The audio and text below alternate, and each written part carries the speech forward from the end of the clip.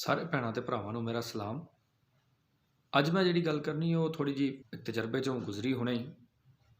ਮੈਂ ਇੱਕ ਅਜ਼ੀਜ਼ ਦਾ ਪਤਾ ਕਰਨ ਗਿਆ ਹਸਪਤਾਲ, ਅਤੇ ਐਮਰਜੈਂਸੀ 'ਚ ਗਿਆ ਅਤੇ ਉੱਥੇ ਮੇਲਾ ਲੱਗਿਆ ਉਹਦੇ 'ਚ।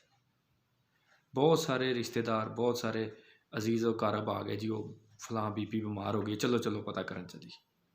ਉੱਥੇ ਵਾਰਡ ਦੇ ਵਿੱਚ ਨਰਸ, ਵਾਰਡ ਦਾ ਗੇਟਕੀਪਰ ਮਿੰਨਤਾਂ ਕਰ ਰਹੇ ਨੇ, ਉਹ ਵੀ ਇੱਕ ਬੰਦਾ ਆਓ, ਐਮਰਜੈਂਸੀ ਦਾ ਵਾਰਡ ਹੈ, ਇੱਕ ਬੰਦਾ ਆਓ, ਇੱਕ ਬੰਦਾ ਆਓ।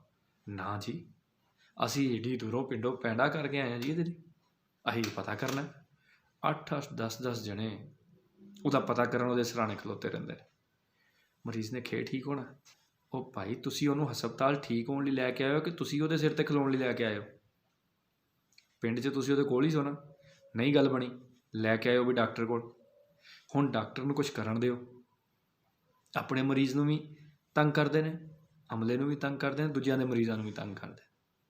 ਅਤੇ ਮੈਂ ਤੁਹਾਡੇ ਆਪਸ ਦੇ ਪਿਆਰ ਦੇ ਖਿਲਾਫ ਨਹੀਂ ਹਾਂ। ਤੁਸੀਂ ਲੋਕਾਂ ਨੂੰ ਮਿਲੋ, ਤੁਸੀਂ ਲੋਕਾਂ ਨਾਲ ਗੱਲਬਾਤ ਕਰੋ, ਲੇਕਿਨ ਜਿਹੜੇ ਕੰਮ ਲਈ ਲੈ ਕੇ ਆਇਓ, ਉਹਨੂੰ ਠੀਕ ਹੋਣ ਲਈ ਲੈ ਕੇ ਆਇਓ, ਅਤੇ ਉਹ ਠੀਕ ਕਰਨ ਦਾ ਮੌਕਾ ਤਾਂ ਦਿਓ, ਠੀਕ ਕਰਨ ਵਾਲਾ ਮਾਹੌਲ ਤਾਂ ਦਿਓ।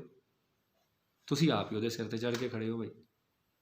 ਫਿਰ ਪਤਾ ਹੈ ਵਬਾ ਦੇ ਦਿਨ ਨੇ, ਕਰੋਨਾ ਨਹੀਂ ਇੰਨਾ ਚਮਗਟਾ ਲਾਣਾ, ਫਿਰ ਵੀ ਜਨਾਬ ਉਹਦੇ ਪਿੱਛੇ ਟੁਰ ਪਏ ਨੇ। ਅਗਰ ਬਹੁਤ ਮਸਲਾ ਹੈ, ਬਾਹਰ ਖੜ੍ਹੇ ਹੋ, ਇੱਕ ਜਾਵੇ, ਇੱਕ ਹੋ ਕੇ ਆ ਜਾਏ, ਦੂਜਾ ਚਲਾ ਜਾਏ, ਚਲੋ ਦੋ ਇਕੱਠੇ ਚੱਲ। ਨਹੀਂ, ਅਸੀਂ ਤਾਂ 6 ਬੀਬੀਆਂ ਰਕਸ਼ੇ 'ਚ ਇਕੱਠੀਆਂ ਆਈਆਂ, ਅਸੀਂ 6 ਨਹੀਂ ਜਾਣਾ। ਅਸੀਂ ਤਾਂ 6 ਬੰਦੇ ਗੱਡੀ ਕਰਾ ਕੇ ਆਏ ਜੀ, ਅਸੀਂ ਹੁਣੇ ਵਾਪਸ ਜਾਣਾ। ਅਸੀਂ ਇੰਨਾ ਟਾਈਮ ਨਹੀਂ ਖਲਾਉਣਾ, ਇੱਕੋ ਵਾਰੀ 2 ਮਿੰਟ 'ਚ ਪਤਾ ਕਰ, ਅਤੇ ਉੱਥੇ ਖਲੋਤੇ ਅੱਧਾ ਘੰਟਾ ਲਾ ਦਿੰਦਾ। ਸਾਡਾ ਇਹ ਰਵੱਈਆ ਠੀਕ ਨਹੀਂ। ਹਸਪਤਾਲਾਂ ਦੇ ਵਿੱਚ ਮਰੀਜ਼ਾਂ ਲਈ ਮਾਹੌਲ ਫਰਾਹਮ ਕਰਨਾ ਜ਼ਿਆਦਾ ਜ਼ਰੂਰੀ ਹੁੰਦਾ ਦਵਾਈ ਫਰਾਹਮ ਕਰਨ ਨਾਲ। ਇਸ 'ਤੇ ਗੌਰ ਕਰੋ ਅਤੇ ਇਸ ਆਦਤ ਨੂੰ ਅਪਣਾਓ। ਤੁਹਾਡਾ ਬਹੁਤ ਸ਼ੁਕਰੀਆ। ਰੱਬ ਰਾਖਾ।